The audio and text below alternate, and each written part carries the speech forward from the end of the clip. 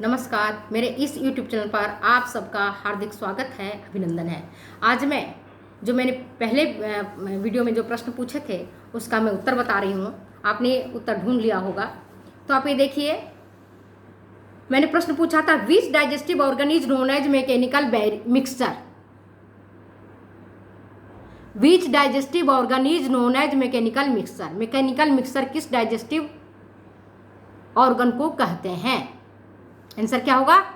Stomach, आमाशय। आमाशय ही हमारा mechanical mixer है।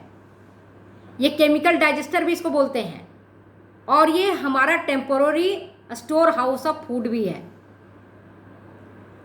अगर ये प्रश्न पूछा जाए कि सबसे डायलेटेड पार्ट हमारा डाइजेस्टिव सिस्टम का कौन सा ऑर्गन है, अगर ये प्रश्न पूछा जाए घुमा करके कि सबसे डायलेटेड पार्ट मतलब फैला हुआ पार्ट डाइजेस्टिव सिस्टम का कौन सा ऑर्गन है, तो उसका आंसर भी स्टोमैक ही होगा, आमाशय ही होगा, क्योंकि ये फैला हुआ पार्ट रहता है सबसे ज़्यादा।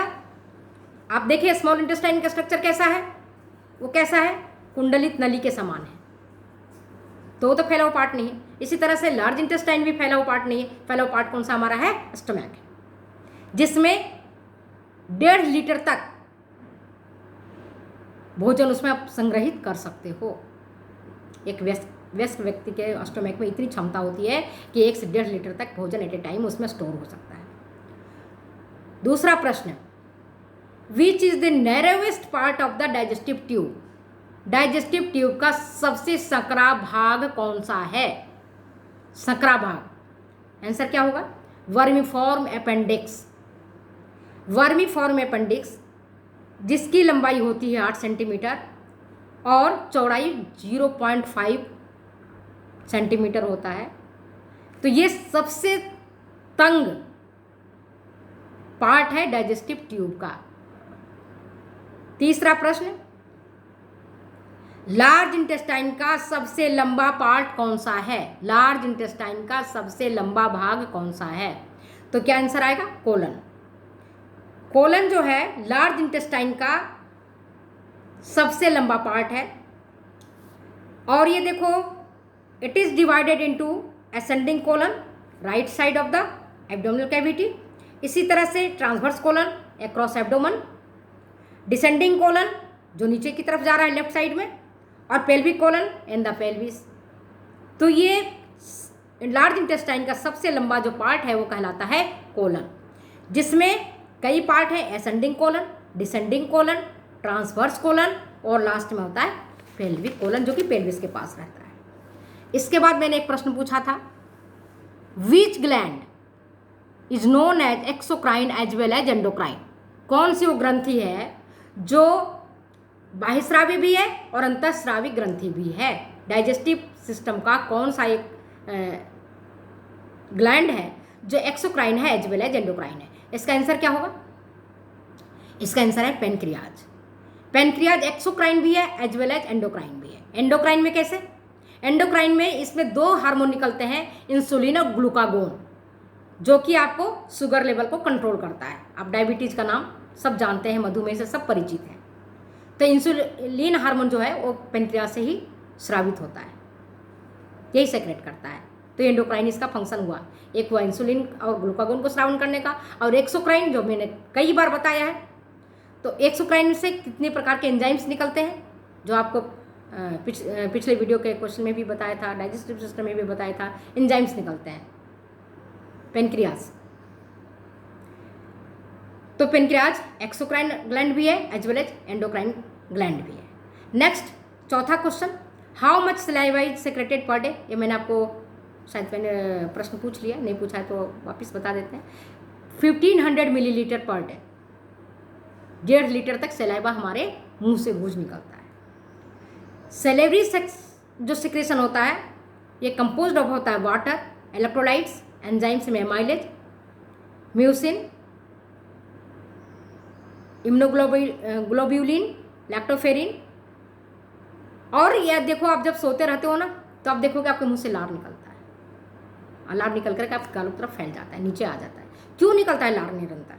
इसलिए कि आपके मुंह में किसी भी प्रकार का पैथोजेंस, किसी प्रकार का हानिकारक बैक्टीरिया प्रवेश नहीं करे। अगर प्रवेश करेगा तो सबसे पहले लार में ही चिपक जाएगा वो, इसलिए लार वो निकलते रहता है, फिर हमारे मुंह को भी चिपचिपा किए रखता है। पीएच जो हमारा है, जो लार से निकलता है, उसकी पीएच होती है 7 से लेकर के 8, मतलब अल्कलाइन होता है। तो ये लार हमारे मुंह में दांतों को सड़ने से रोकता है, तो और क्लीनिंग, इस प्रकार से ये क्लीनिंग एक्शन का काम करता है। म्यूसिन है जो आपके लार से निकल रहा है, भोजन जो भी आप खाते हो उसको लुगदी बना देता है, चिपचिपा बना देता है और भोजन को निकलने में मदद करता है। इम्यूनोग्लोबुलिन जो होता है वो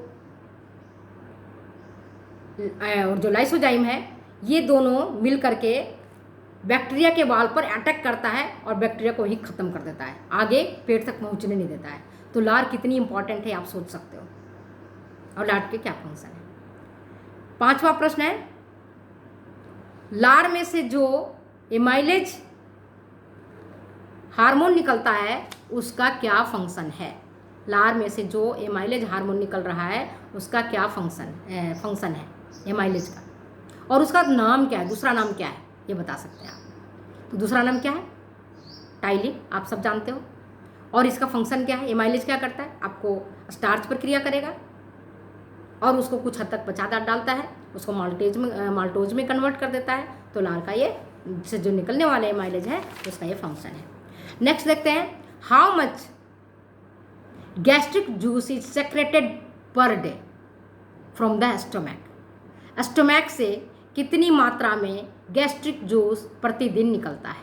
आंसर कितना, 2500 मिलीलीटर, 2.500 मिलीलीटर, 2.5 लीटर तक, 2.5 लीटर तक, 2500 मिलीलीटर तक निकलेगा और 2.5 लीटर तक निकलता है।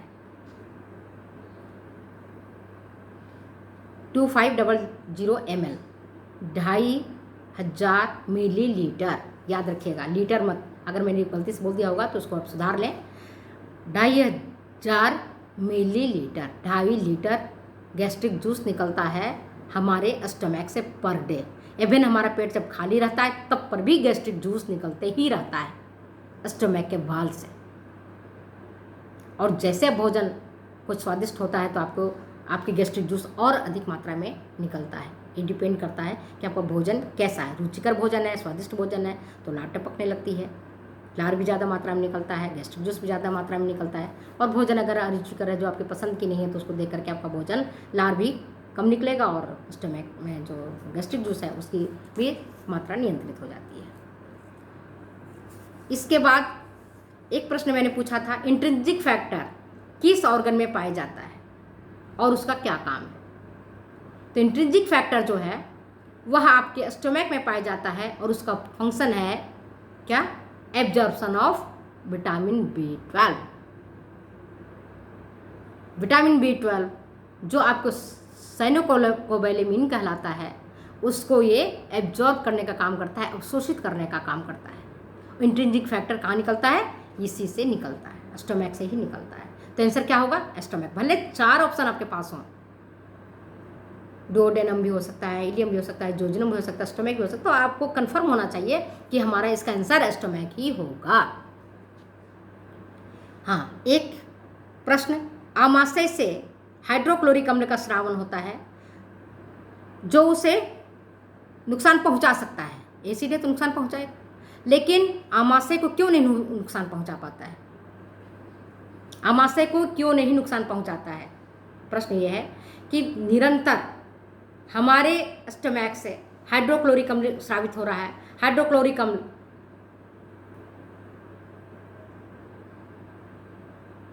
एसिडिक प्रकृति का है। एसिड को जो भोजन को के बैक्टीरिया को मार देता है, भोजन के डाइजेशन में मदद कर रहा है, लेकिन ये खुद स्टमक को क्यों नुकसान नहीं पहुंचा रहा है। इसका आंसर ये है कि स्टमक में म्यूकोसल बैरियर होता है। आंसर क्या आएगा, म्यूकोसा बैरियर, म्यूकोसल बैरियर। यह म्यूकस और बाइकार्बोनेट इसमें होता है जो म्यूकोसल सेल से स्रावित होते रहता है। कहाँ स्रावित होगा, म्यूकोसल सेल से। और यही स्टोमैक का म्यूकसल लेयर भीतरी भाग है जिसमें से म्यूकस निरंतर सेक्रेट होते रहता है। और HCl जो है स्टोमैक के पेराइटल सेल से सेक्रेट होता है। दोनों अलग सेल से हो रहा है सेक्रेट। देखिए HCl पेराइटल सेल से सेक्रेट हो रहा है और म्यूकोसल सेल से म्यूकोसा सेक्रेट हो रहा है। और एक बैरियर है, बैरियर मतलब बाधक है। तो जैसे ये हाइड्रोक्लोरिक अम्ल निकलता है तो ये म्यूकोसल बैरियर को पार नहीं कर पाता है, क्रॉस नहीं कर पाता है और फिसल करके आगे चला जाता है। इस प्रकार से जो म्यूकोसा है और जो उसमें जो बाइकार्बोनेट आयन है HCO3, यही डुओडेनम को डैमेज होने से बचाता है। तो आपको इन प्रश्नों का उत्तर मिल गया। फिर मिलते हैं हम अगले वीडियो में अगले क्वेश्चन के साथ। तब तक के लिए जाने की इजाज़त दीजिए। फिर मिलते हैं अगले वीडियो में। नमस्कार। अगर ये वीडियो आपको अच्छी लगती है प्लीज़ शेयर करें, कमेंट करें, सब्सक्राइब करें। Thank you.